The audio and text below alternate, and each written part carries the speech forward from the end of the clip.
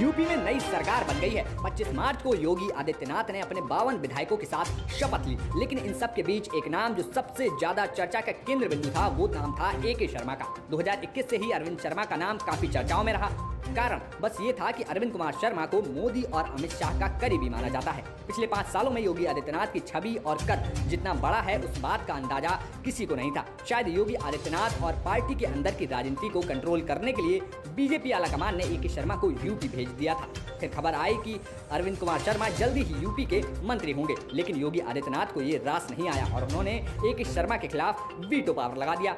अरविंद शर्मा को जब योगी आदित्यनाथ मंत्री बनाने को राजी नहीं हुए तो संगठन में उनको भेज दिया गया था। लंबे समय तक गुजरात और फिर दिल्ली में प्रधानमंत्री मोदी के भरोसेमंद नौकरशाह रहे अरविंद शर्मा यूपी चुनाव से करीब 1 साल पहले VRS लेकर लखनऊ पहुंचे। भगवा धारण करते ही उनको बीजेपी ने फटाफट विधान परिषद भेज दिया और विधान परिषद भेजकर मंत्री बनाए जाने के लिए योग्य बना दिया था, लेकिन योगी आदित्यनाथ ने बीच में पेंच फंसा दिया। तब से लेकर जब तक योगी आदित्यनाथ को अपने मन मुताबिक मंत्रिमंडल विस्तार की खुली छूट बीजेपी नेतृत्व ने नहीं दी, वो टालते ही रहे।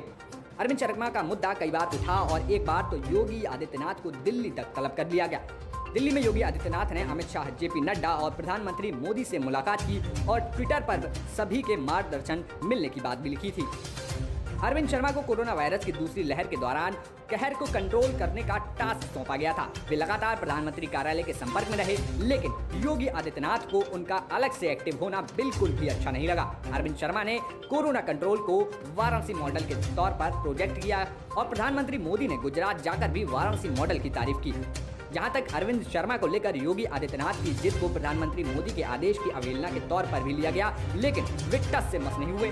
योगी की जिद के चलते मोदी शाह ने कदम पीछे खींच लिए और उनके साथ ही वाराणसी मॉडल की चर्चा होनी भी बंद हो गई। अरविंद शर्मा से योगी आदित्यनाथ की चिड़ की वजह यही रही कि उनको दिल्ली की आंख, नाक और कान माना जा रहा था। योगी आदित्यनाथ की प्रशासनिक क्षमता पर भी सवाल उठाए जाते रहे और एक नौकरशाह को कैबिनेट के तौर पर वो शायद इसलिए भी खतरा मानते रहे हों। अब तो 5 साल सरकार चलाकर दोबारा सत्ता में योगी आदित्यनाथ वापसी कर चुके हैं। कामयाबी तो हर तरह से सवालों का जवाब होती है और योगी तो अब ये हासिल भी कर चुके हैं, लेकिन सवाल तो अब भी वही बना हुआ है कि क्या योगी आदित्यनाथ आगे से अरविंद शर्मा पर आंख मूंद कर भरोसा कर पाएंगे, क्योंकि जिस दबाव में योगी आदित्यनाथ को अरविंद शर्मा को मंत्री बनाना पड़ा है, कुछ नापसंद आने पर हटाना भी मुश्किल होगा। ऐसे ही सवाल योगी आदित्यनाथ के लिए केशव मौर्य और ब्रजेश पाठक को लेकर भी बना हुआ है। जिस तरीके से केशव मौर्य ने चुनाव से पहले मुख्यमंत्री चेहरे को लेकर सस्पेंस बनाने की कोशिश की, जिस तरीके से मथुरा का मुद्दा उछालकर अपनी पोजीशन मजबूत करने की कोशिश की और जिस तरीके से नाराजगी की चर्चाओं को हवा दी, योगी आदित्यनाथ के सामने ये चुनौतियां तो बनी ही रहेंगी। ब्रजेश पाठक ने कोरोना वायरस की दूसरी लहर के दौरान एक तरह से सरकार के कामकाज पर ही सवाल उठाया था। भले ही इतिहासविद योगेश प्रवीण को एम्बुलेंस न मिलने के चलते मौत के लिए ब्रजेश पाठक ने अफसरों पर सवाल उठाया हो, लेकिन वो सब खिलाफ तो योगी आदित्यनाथ के ही रहा है। अब भला योगी आदित्यनाथ कैसे ब्रजेश पाठक पर भी पूरी तरह भरोसा कर पाएंगे।